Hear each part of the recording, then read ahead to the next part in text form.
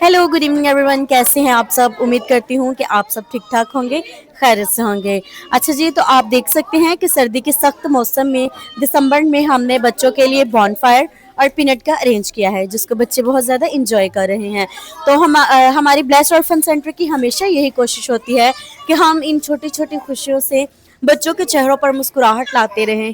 तो आप सब भी प्लीज़ हमें अपनी दुआओं में याद रखिएगा कि हम इसी तरह बच्चों के चेहरों पर मुस्कुराहट लाएं और हमेशा इनको खुश रखें। Thank you so much. God bless you all.